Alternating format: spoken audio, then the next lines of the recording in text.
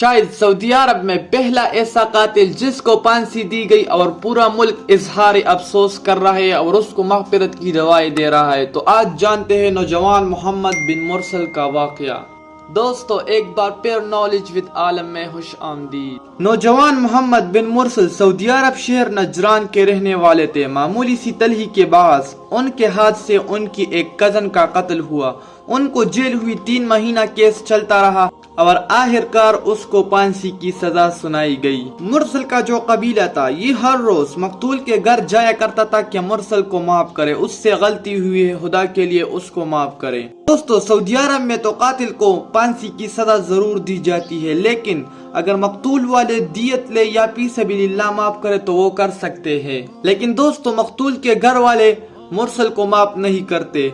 जब आखिरी दिन रह गया तो मुरसल के कबीले के अंदर ऐलानात शुरू हुए कि आपके घर के अंदर जितनी भी कीमती तोहफे पड़े हैं, जेवरात पड़े हैं, उसे उठाओ, जानवरों को उठाओ, यहाँ तक कि बच्चों और औरतों को तैयार करो और हम मकतूल के घर के सामने जाएंगे और उनसे माफी मांगेंगे।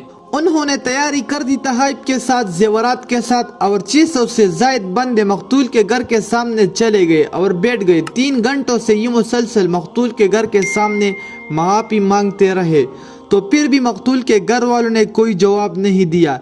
इसके बाद मुरसल के कबीले के मर्दों ने अपने कमीज उतार दिए और इनके सर पर जो चादर होती है जो भी उतार दिए, यहाँ तक कि ये लोग जमीन की मिट्टी को अपने सर पर डालने लगे और रोते रहे। और सुबह से लेकर रात तक ये लोग माफी मांगते रहे, लेकिन फिर भी मकतूल के घर वालों ने माफ नहीं किया और सुबह होते ही मुरसल का सर कलम कर दिया गया।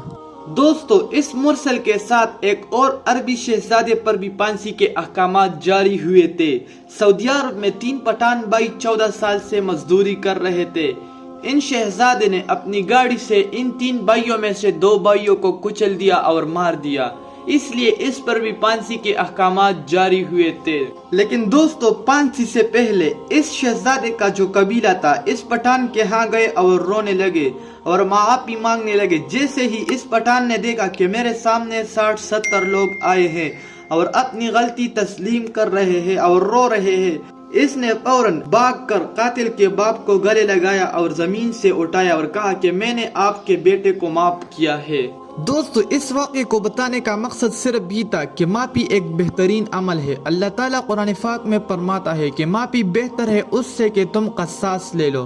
दोस्तों जैसा कि मुरसल का कबीला रहम की भीख मांगने गया था, ऐसे ही एक दिन हम सब अल्लाह ताला से रहम के भीख के तलबगार होंगे।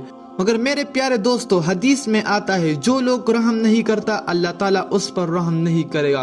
तो हमें चाहिए कि लोगों को माफ करना चाहिए और उस पर रहम करना चाहिए।